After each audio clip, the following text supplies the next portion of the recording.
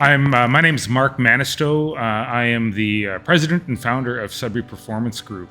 The reason why I wanted to do this showcase was as we've been working with more and more artists from the North, we've been able to hear them sing their own stories, and that was really special to me. So we wanted to showcase music that was about the North and about people's journey through life.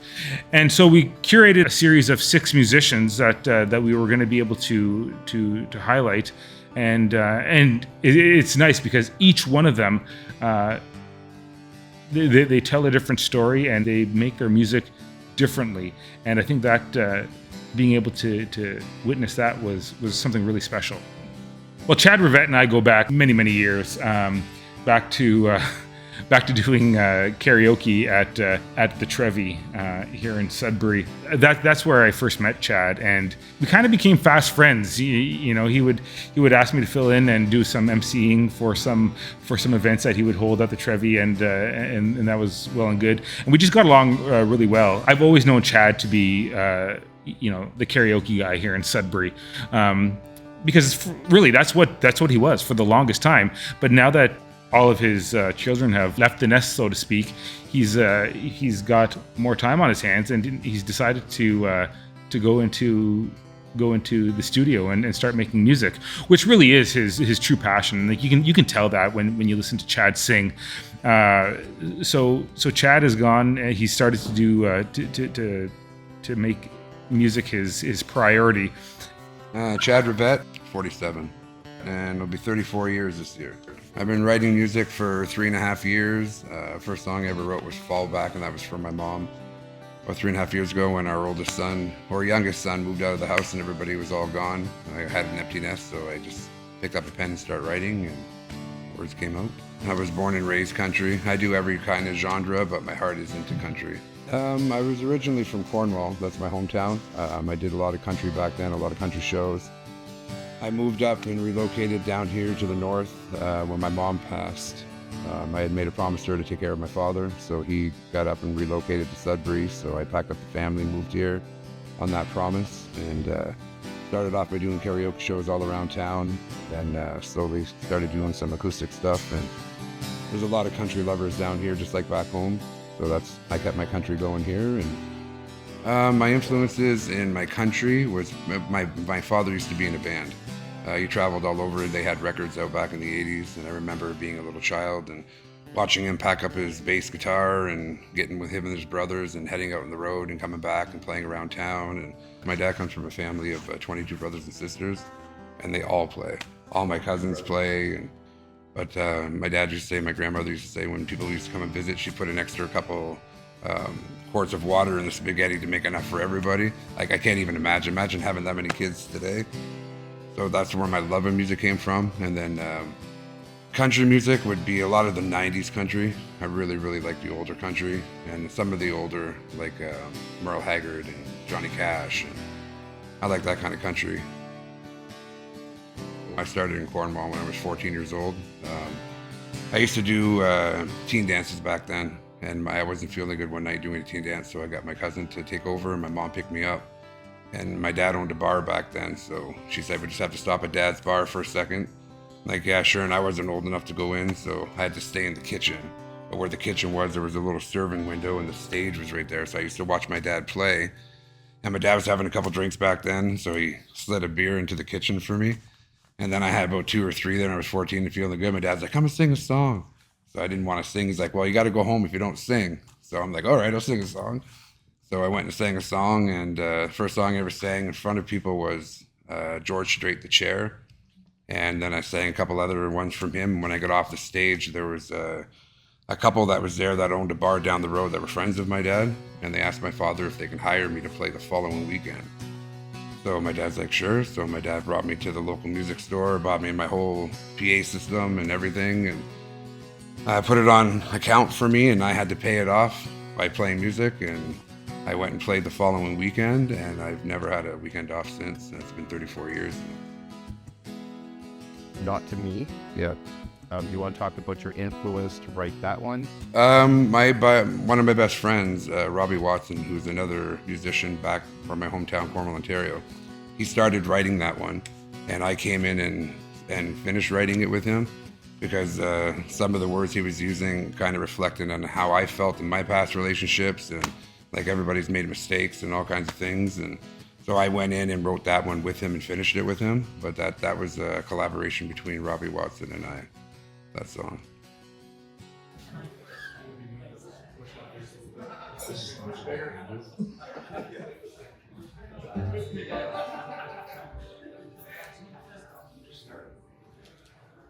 All right, hello everyone. My name is Chad Rivette. This is Gary Blackwell. Thanks for having us here, Sudbury Performance Group, Mark, everyone. I'm going to start off with a little song here I wrote called "Not to Me." It goes with something like this here.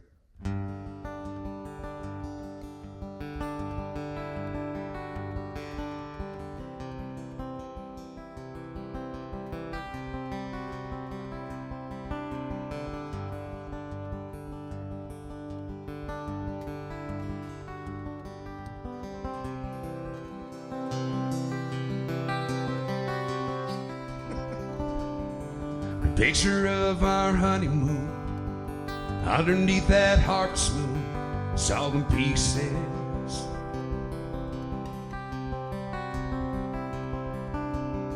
No words were said, I can't recall. The whole night's a blur from the alcohol.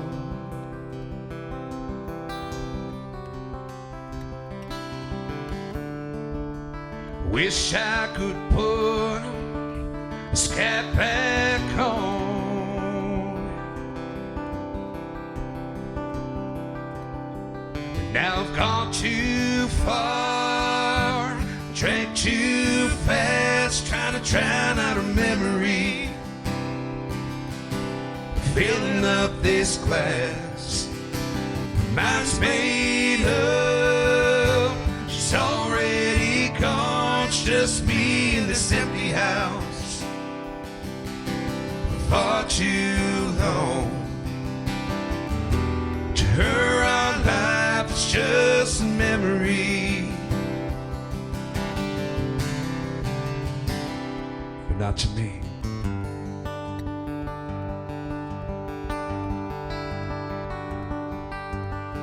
It's been 2 years since I said I do. I still have that photograph of our honeymoon.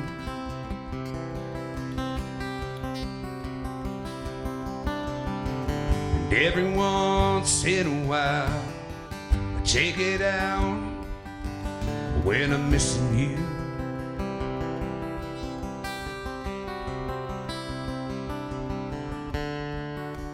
I wish I could put this cat back home.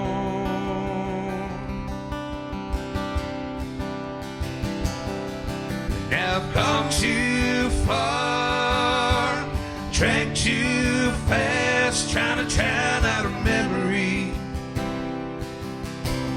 filling up this glass. Mine's made up, she's already gone, it's just me in this empty house. Far too long. To her, our life is just a memory. Oh, not to me.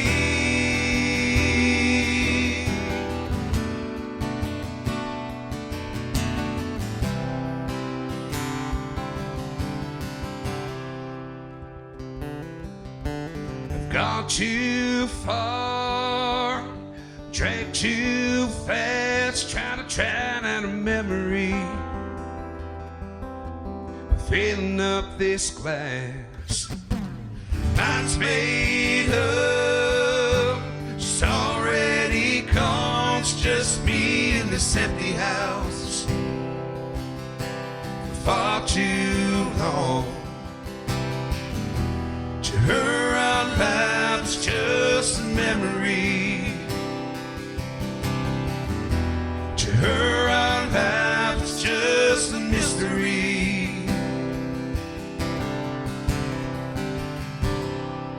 not to me.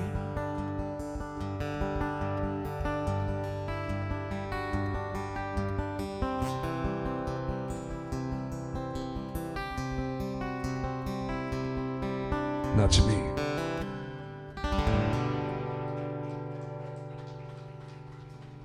Thank you so much.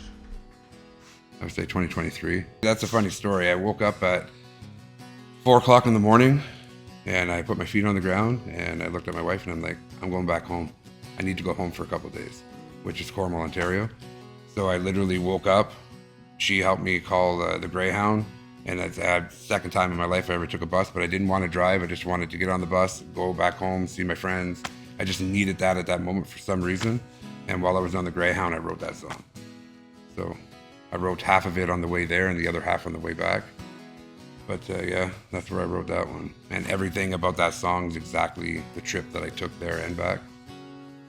I just needed a little taste of home at that moment. It's just about how I started in small town bars and little towns, and with just like a bar that I first played at is no longer there. It's Puddles in the Rain, like they demolished it, and just how things have changed, right? But deep down, my roots were made from small town bars, country bars. Yeah, I was just jotting it and humming it in my head. I had my guitar with me there, but I was just humming stuff in my head and knew it all. And then when I got to Cornwall, I picked up my guitar and then I actually played it on the bus for just a little bit there. And the people were like, oh, keep playing, sing to us. Yeah, when the bus emptied out a little bit, there was just a couple people, I was just jotting down a little bit of melody, and so I remember how I wanted it to go when I got there. A lot of times you can write something, but if you don't record it, you don't remember, right? Like I have little papers around the house, plastered everywhere. I have recorders in my truck, in my guitar case, beside my bed, like the old-fashioned recorders there, and I just wake up in the middle of the night, I'll say something in it, put it down. Next morning, I'll listen to what I said, and I'll write a song about it. All right, this next song is a little song. I woke up at 4 o'clock in the morning about, a year and a half ago when I wrote this. And I looked at my wife and I was like, I'm leaving town for 5 days. I'm getting on a Greyhound and going back home. I missed home right now. And he hasn't seen her since. That's right. The next song's about her. But I wrote this song in a Greyhound on my way back to Cornwall. A song called Small Town Bars.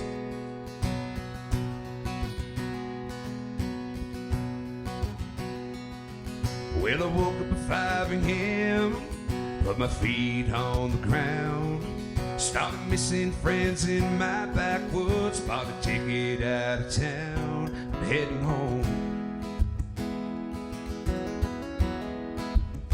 I'm headed eastbound.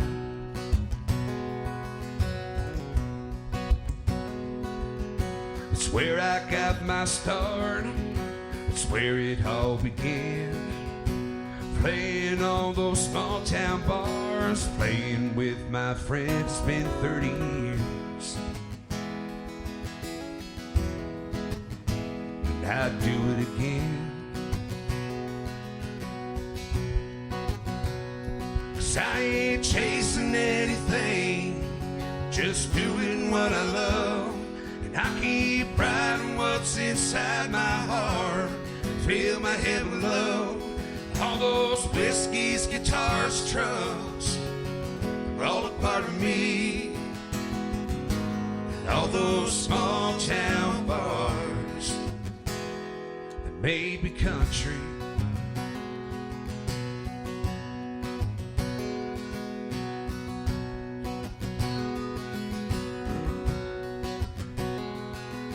Out to drive down my old streets, nothing looks the same. The first bar that I played in is now Puddles in the Rain. Where's it gone? Oh man, those were the days. 'Cause I ain't chasing anything, just doing what I love. And I keep writing what's inside my heart, fill my head with love. All those whiskeys, guitars, trucks, they're all a part of me. But all those small town bars made me country.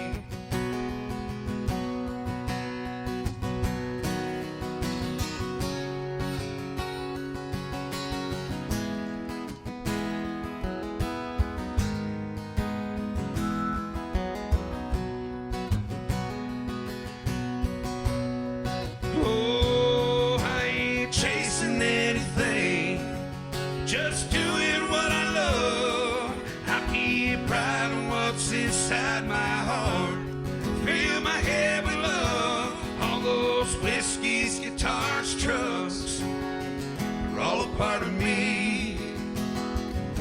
But all those small town bars, I miss those small town bars, baby country.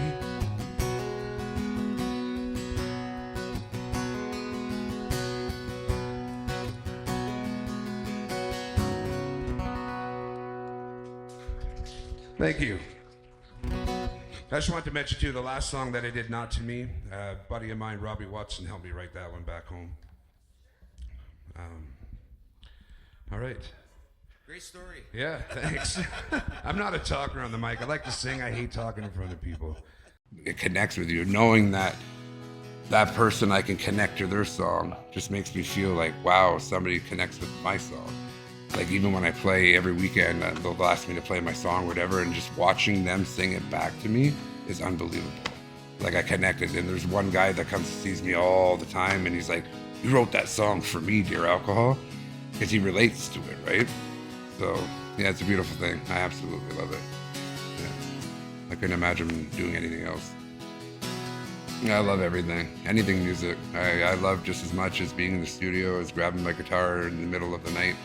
Dear Alcohol came to me like in the middle of a dream kind of thing, and I woke up and was supposed to go to work that day, grabbed my guitar 4 o'clock in the morning, 5 o'clock in the morning, I opened a beer, sat in front of my couch, put it down, and I wrote Dear Alcohol. Just having a beer, knowing like just the taste brought back memories, right? Of not wanting to be there again. Like I still have a beer here and there socially there, but I'm not a drinker. Haven't been for a very, very long time. Dear Alcohol was pretty much how I dealt with my mom. Not proud to say, but for the first year that she was gone, I went through some pretty rough times, and I turned to alcohol a lot, and which wasn't fair to my daughter or my wife at the time. But I was selfish. I was dealing with me, and I realized that about a year later. I went through a little episode of something, and pretty much just woke up, and I was like, this can't happen anymore. So I just made the decision to not do it, right? I'm going to do another song here. This song was a hard time in my life when my mom passed away. I was kind of drunk for a year every day. So I wrote this song called Dear Alcohol, and it goes a little something like this here.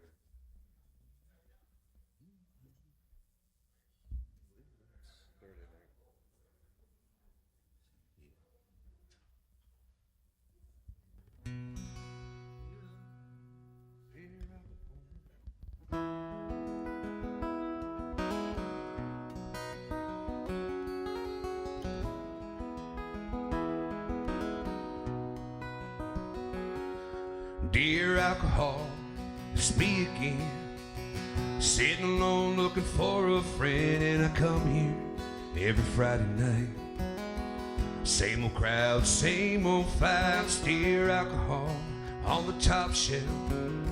You numb the pain, I lose a piece of myself, lost in the haze of a whiskey glass, chasing ghosts from my past. And as I sit here and stare at you on the wall, leaning on this bar so I don't fall, trying to live in these neon nights under those Friday night lights. Gotta get myself out of here.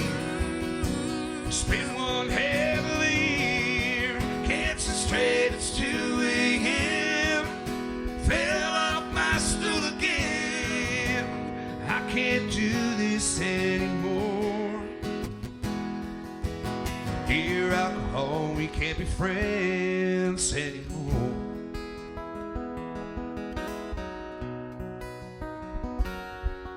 Dear Alcohol, it's me again. Try to fight you, but you always win. Another night at the spa, another cab to my door. Dear Alcohol, you gotta let me go before I lose all my control. Find myself back here again. Hard to say goodbye, my friend. And as I sit here and stare at you on the wall, leaning on this bar so I don't fall.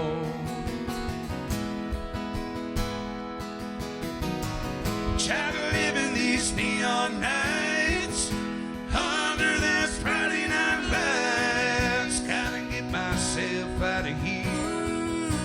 It's been one hell of a year. Gets it straight, it's 2 a.m. Fell off my stool again. I gotta get up off this floor. Beer, alcohol, we can't be friends anymore.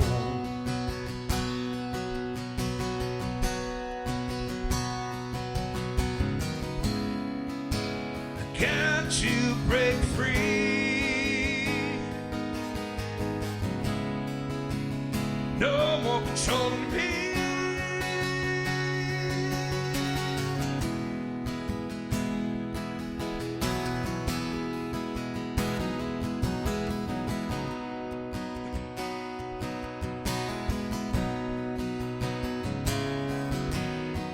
Trying to live in these neon nights, under them Friday night lights. Gotta get myself out of here. It's been one hell of a year. Can't see straight, it's 2 a.m. Fell off my stool again. I can't do this anymore. I gotta get up off this floor. Dear alcohol, we can't be friends anymore. Dear alcohol, we can't be friends anymore.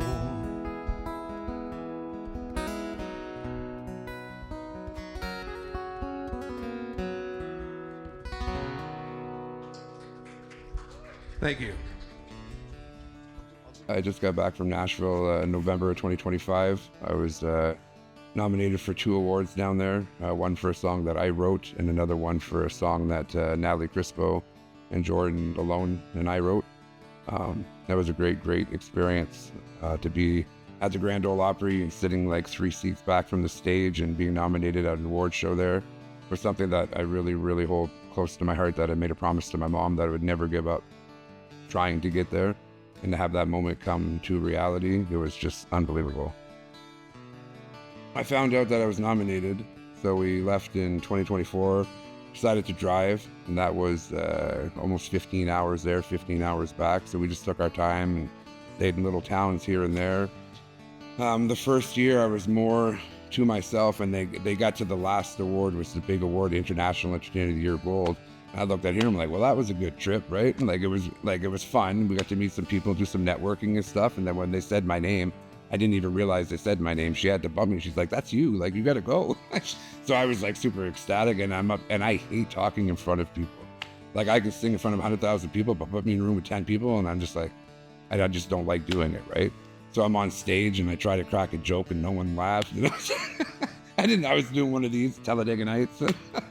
But, yeah, so we met a couple people, and then we came back, and then we went to Nashville. We did that trip, and it's funny because a lot of people at that award show we seen at the Nashville one too, right? So it's like, hey, how's it going? And keep in touch. And then I just wrote, I ended up meeting Andrew Dean, which we just wrote a song 3 weeks ago together.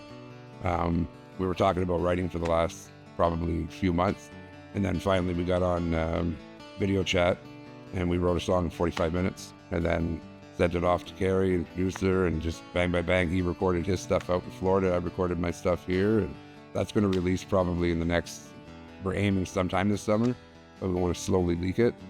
It's going to be a fun one, but it's a good trip. Like, it's just the networking. It's not all about going for awards, right? Like, the award's nice to put on the shelf, and it just gives you that fire to keep going, but it's about the networking. It's about finding that other person you might collab with, or watching their stories just as beautiful as your own story, because you're all chasing the same end result, right? Just sharing your story with the world. That's what I love doing. I write a lot by myself, but I've also written with my producer and guitar player, Carrie Blackwell. I've written with Robbie Watson, Natalie Crispo, Jordan Malone, Riley Nicholson. I met him through the awards in Atlanta. Him and his girlfriend, Willow Stone Music. Actually, a couple songs that I did at this performance was written by the three of us. Yeah, so I love doing collaborations. Yeah. Every tear I cry. That's Carrie's song. Carrie wrote that one years ago. Yeah. That's a great song. He did a great job on that song. He wrote it by himself. He usually sings it when we do duos around town, and that's his go-to song, and I just come in with harmony here and there. And I try not to come in too often because I just love the way he does it there, but yeah, it's a great song. He's a great writer too. I just wanted him to do one. Yeah, and I told him, I said, do one of yours, and I knew he was going to pick that one, and I love that song. Yeah. I've lived that song somewhere in my life. Like, it just seems relatable. Sure. We're going to get Carrie to do one of his originals here. You want to hear a story about it? No? Okay, thanks.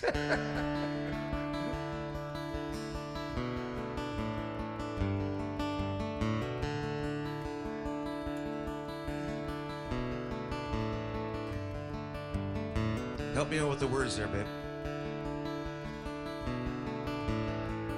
You remember these, right?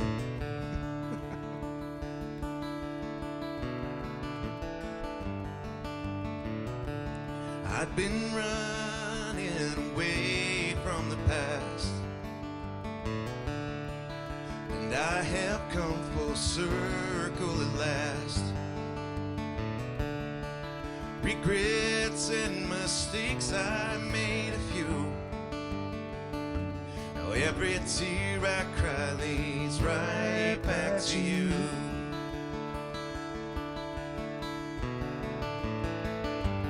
Hasn't been a single day you haven't crossed my mind. My love grows stronger as each passing day goes by. Can't believe I walked away from something strong and true.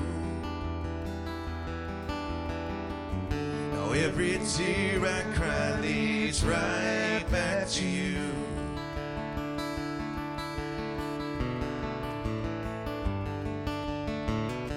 Although you warned me, I still turned away. Said it would all come back to haunt me someday. Those words echo in my mind loud and true. Every tear I cry leads right back to you.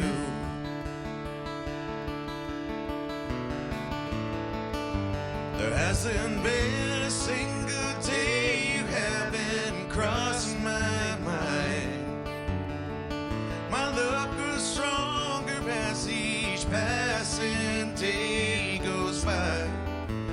Can't believe I walked away from something strong and true. Now every tear I cry leads right back to you.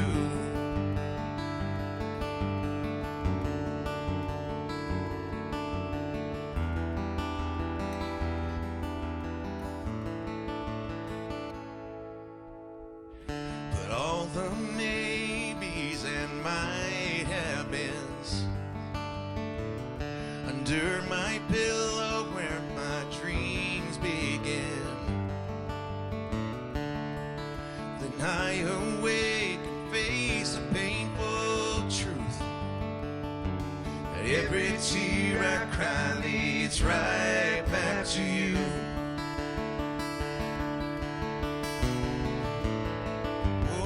Hasn't been a single day you haven't crossed my mind. My love grows stronger as each passing day goes by.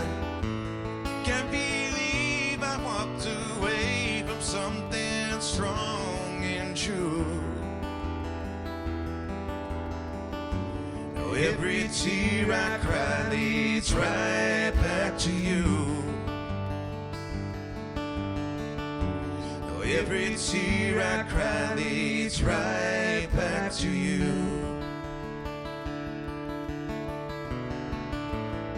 Right back to you.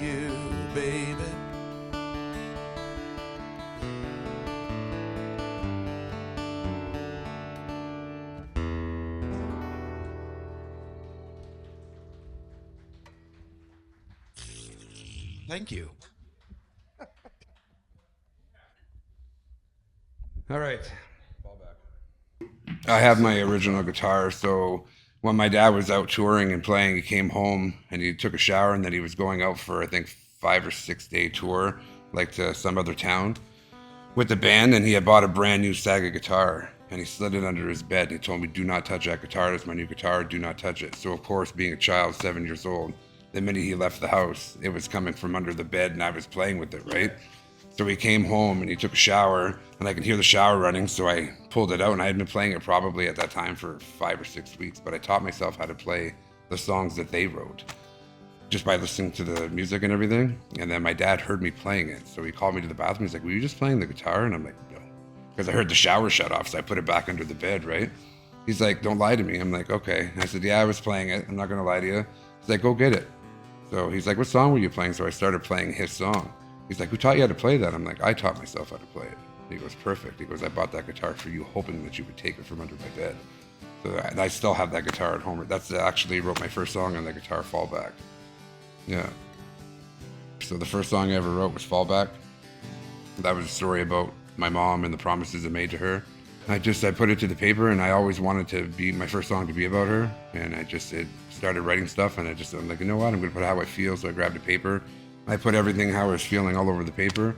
And weirdly enough, I know this sounds crazy, but you look at the paper and it's almost like words were moving, like this makes sense for this. And so I just put my heart on paper, and then I just pretty much arranged it, right? Yeah. That's why I have a hard time with Fallback, right? Because I'm reliving those moments. Because I fall back every day. I think of my mom every single minute of every single day, right? I was the biggest mama's boy you ever met. But yeah, it was hard. And when she passed away on my daughter's first birthday. And we knew she was terminally ill, that she had 6 months. When I was 16 years old, I had won a competition for Capitol Records in Nashville. And I was 2 weeks out from going, and my mom got a phone call that she had breast cancer. So I stayed back, obviously, because family's first. And she fought that, and that was a 2-year fight.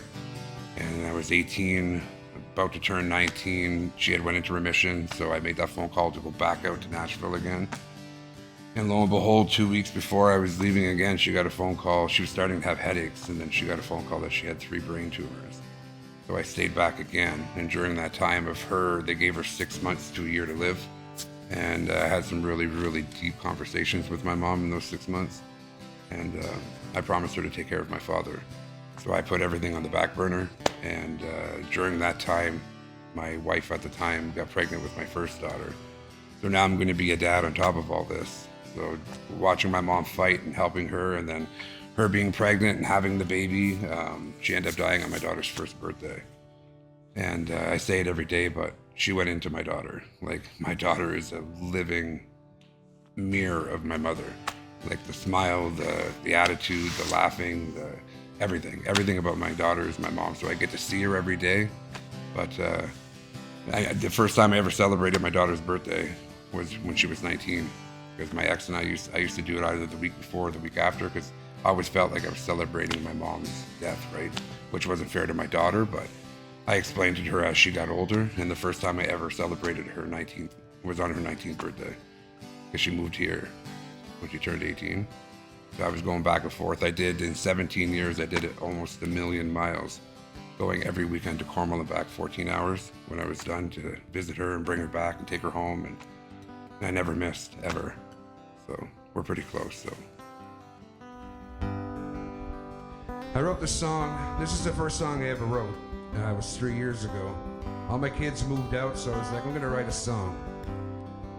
This one's for my mother. It's a little song called Fallback.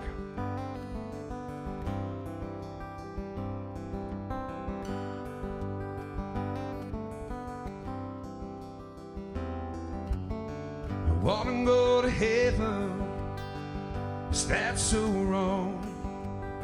Just wanna come and get you. I wanna take you home. Would you be there waiting? Or would you take my call? Or would I almost get there, only to fall back to the years that you were still here? Fall back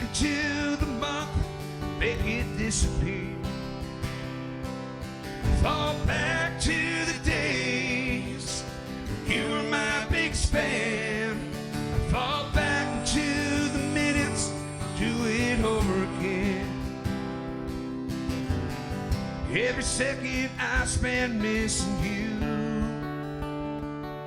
I fall back.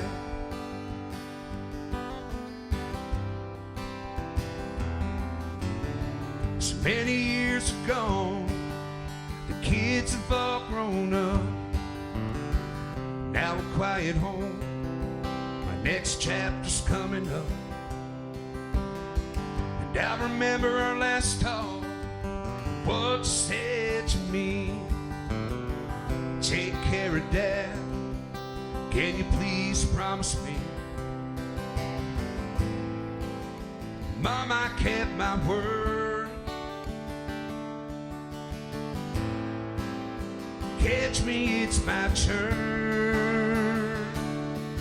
Fall back to the years you were still here.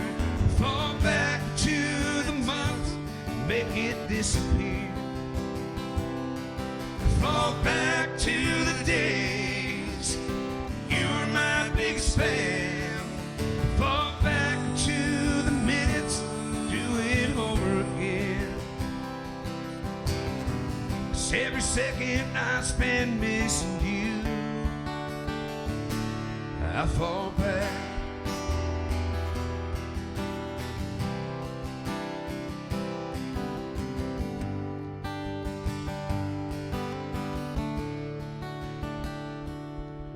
Fall back to the years when you were still here.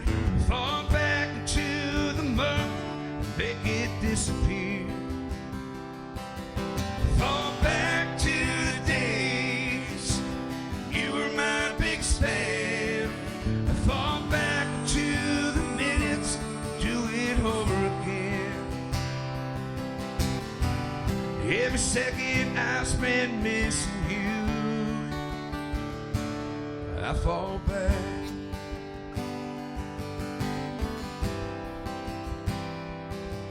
Every second that I spend missing you, I fall back.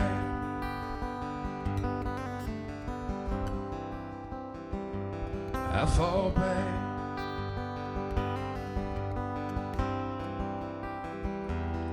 I fall back. Thank you. I still have a hard time to sing that one. I don't do it often in public because it chokes me up there, but that's my favorite song. That's the song I first won my first award to, 2024 International Entertainer of the Year in Atlanta. That was for that song.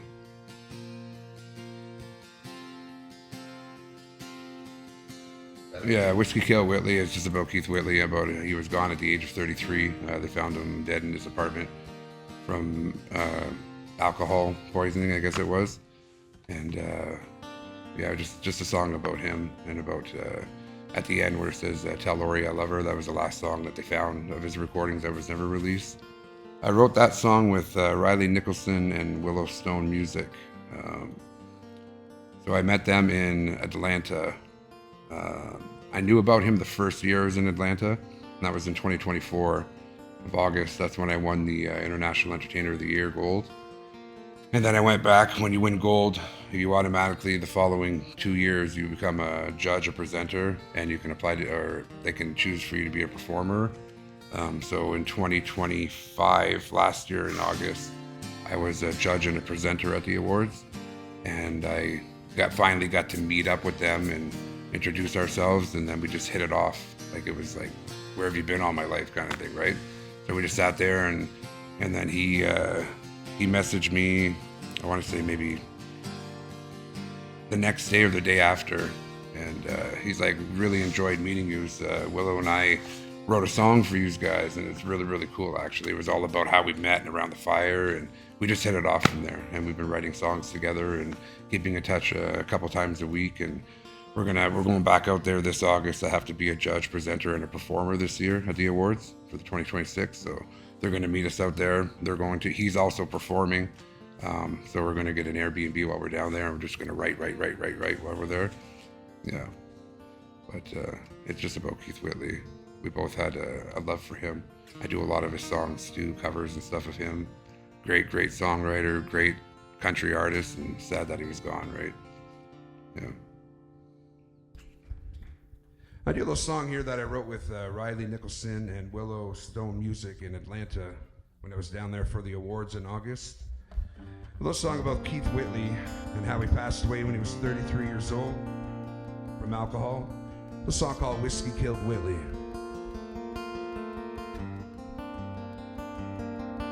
There's a devil in my liver, I've been letting him swim.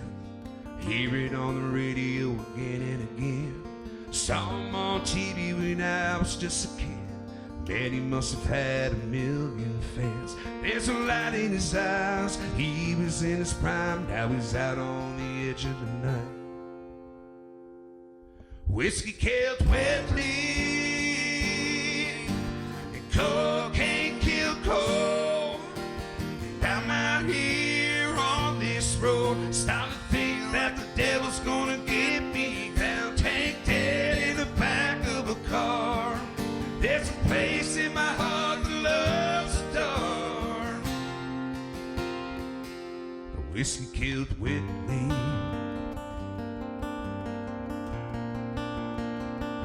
The whiskey killed Whitney.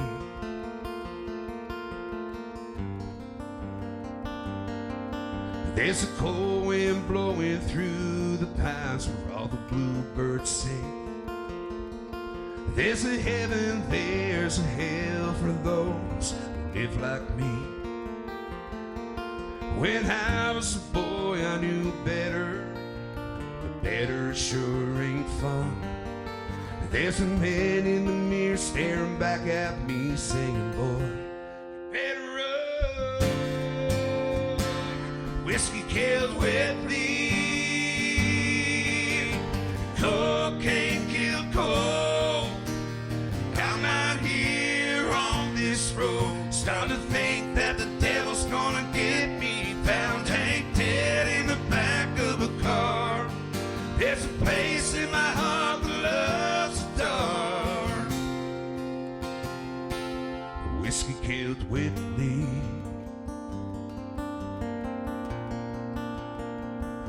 The whiskey killed Whitley.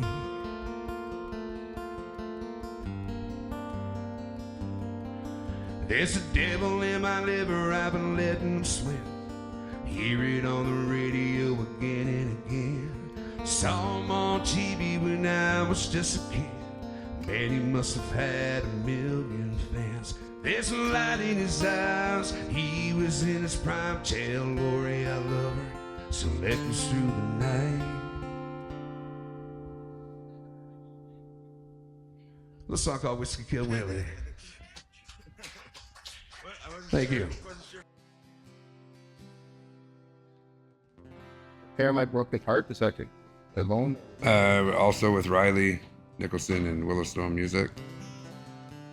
And I related a lot to that song, like the words they wrote too, and changed some stuff in it, but I've had 3 heart attacks, and I really felt that my wife that I have that's sitting over here, that she won't come on camera, she is my medicine, right? So she makes me feel good when I feel bad. She always knows what to say, what to do, and you find that one person in your life and you just know, right?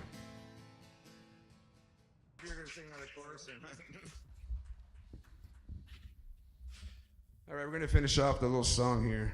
I also wrote this one with Riley Nicholson and Willow Stone Music. A little song about my heart attack. I had 3 heart attacks, and my wife was my medicine. So this is dedicated to her. What is it? Repair my broken heart. Oh, yeah.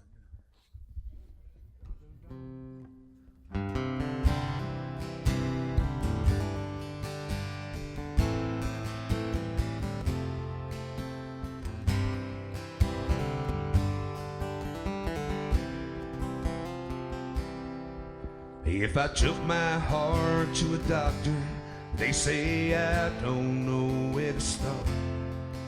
No needle thread can repair it, your broken heart.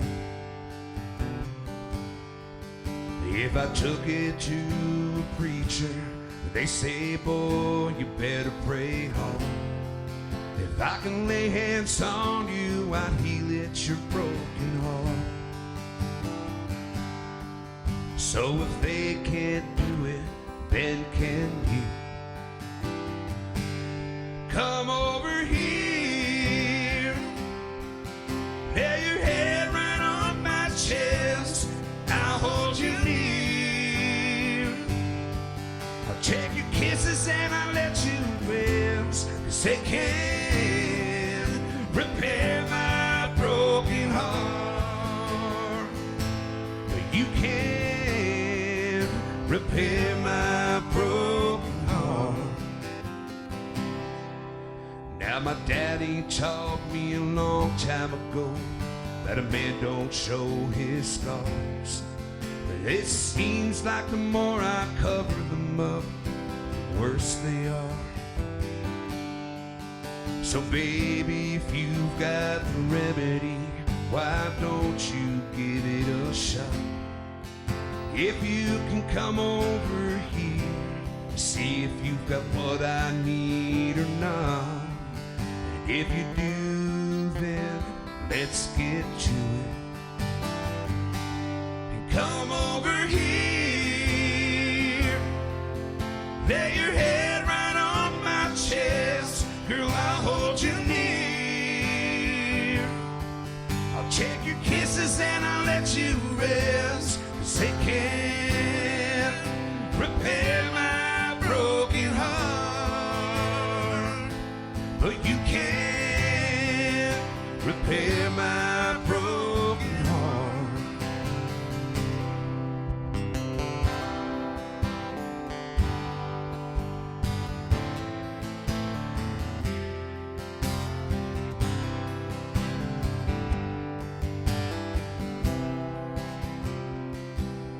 Come over here,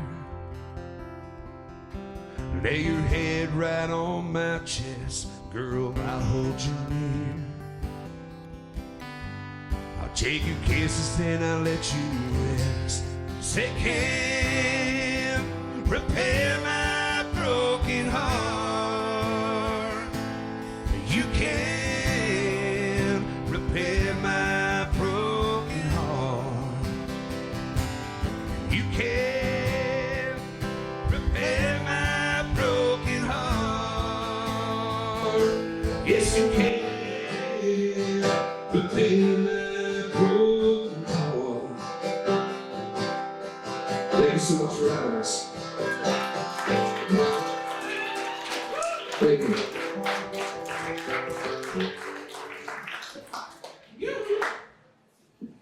Songwriting's never going to go away. I started writing 3.5 years ago. I have probably about 120 songs I've written in the last 3.5 years. I was in a kind of a bad place about 4 weeks ago, like just with everything, with grocery bills, with this and that. And I'm like, what's going on with this world? And so I looked at my wife and I'm like, I feel like I'm going halfway to crazy. As soon as I said that, I was like, that's a good song title, Halfway to Crazy. So I wrote a song about Halfway to Crazy, and that's being produced right now, and I can't wait for that one to come out. But I'm going to be doing this till the day I die. I'll probably die on stage. I hope not, but it's probably what's going to happen. Yeah.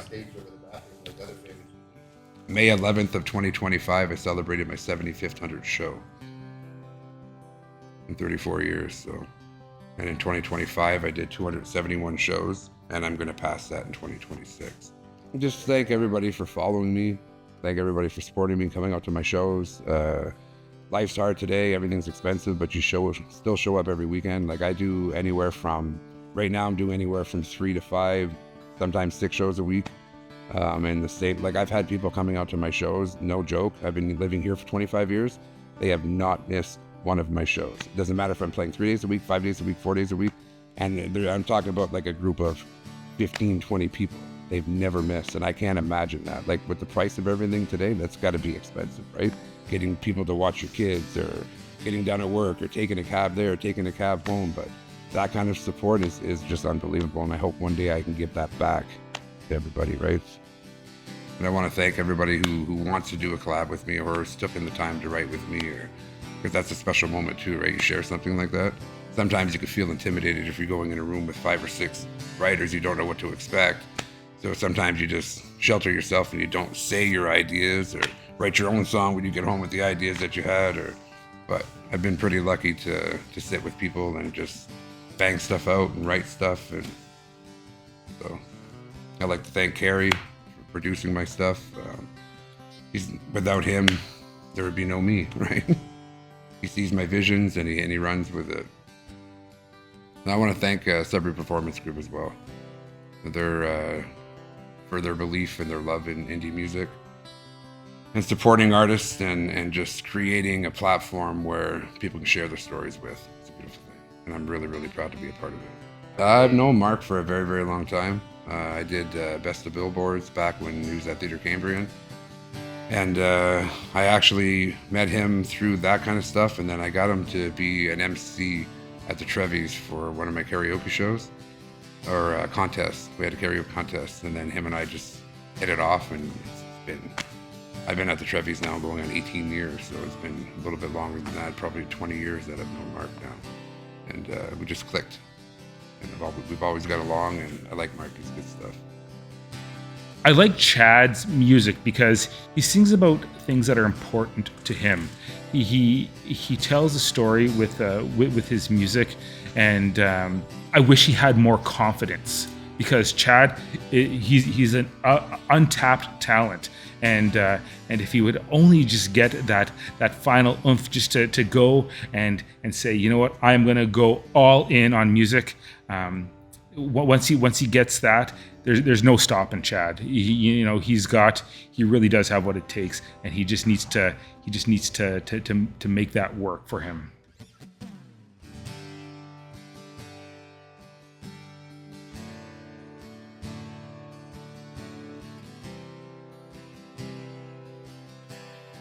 I got to send in the picture when I was a kid there, when I was coming out of the bathroom naked, and I was singing my dad's song, and I had his cowboy hat on. So when I came around the corner, my parents snapped a picture, and I'm like this, like screaming.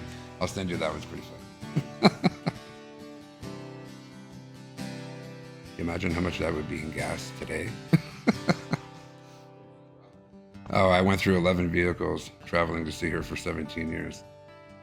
And I used to have 2 or 3 vehicles plated at all times, and if one would break down during the week, I would just jump into the other one, get that one fixed till I get back, and I was just going through buying just little beaters here and there. And then when she finally moved here, then I was like, buy a new truck now.